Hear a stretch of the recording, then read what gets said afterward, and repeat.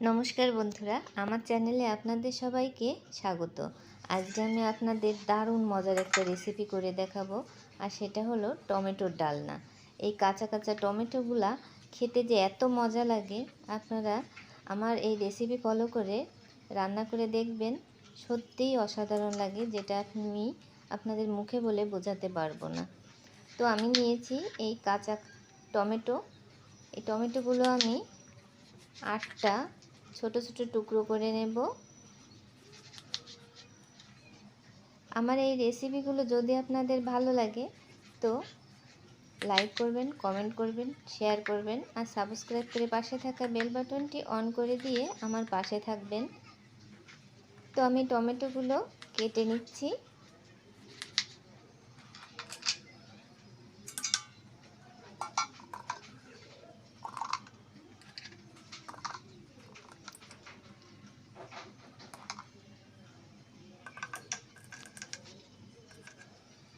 আমার টমেটোগুলো সব কেটে নেওয়া হয়ে গেছে।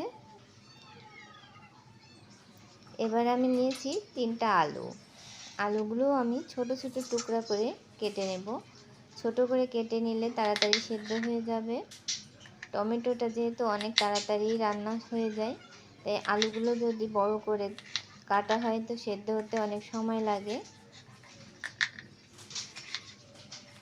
তো আলুগুলো আমি এরকম ছোট টুকরো করে কেটে নিয়েছি। এবার আমি চলে যাচ্ছি কড়াইতে। কড়াইতে দিয়ে দিয়েছি 3 চামচ সরিষার তেল, দিয়ে দিয়েছি জিরা ফোড়ন।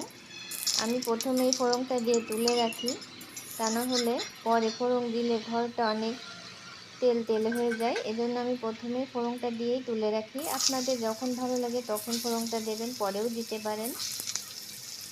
এবার আমি আলুগুলা ভেজে নেব। কাঁচা টমেটো রান্না করার সময় সবসময় আলুগুলা একটু প্রথমে ভালো করে ভেজে নেবেন। টমেটো আর আলু একসাথে দিলে আলুগুলা ভাজা ভালো হবে না, এর উপরে একটা জাল মতো তৈরি হবে, শক্ত শক্ত হয়ে যাবে, খেতে ভালো লাগবে না। এবার আমি এর ভিতর দিয়ে দিচ্ছি 1 চামচ হলুদ এবং 1.5 চামচ লবণ। লবণ আপনারা আপনাদের স্বাদ অনুযায়ী দিয়ে দেবেন, যতটুকু পরিমাণে রান্না করবেন। দিয়ে আমি আলুগুলো একটু ভালো করে ভেজে নেব।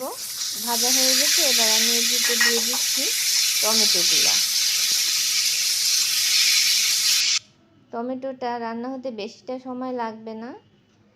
এবার একটা ঢাকনা দিয়ে ঢেকে দিলে অল্প একটু সময়ের মধ্যেই টমেটোটা একদম সেদ্ধ হয়ে যাবে। টমেটোগুলো সেদ্ধ হয়ে গেছে। এবার আমি দিয়ে দেবো এর ভিতর সেই বিশেষ জিনিস, যে জিনিসটা দিলে টমেটোর রান্নার স্বাদটা অসাধারণ হবে। এটা হলো 1 চামচ জিরা, 1 চামচ পোস্ত, 1 চামচ সরিষা, আর 4-5টা কাঁচামরিচ আমি একসাথে বেটে পেস্ট করে নিয়েছি।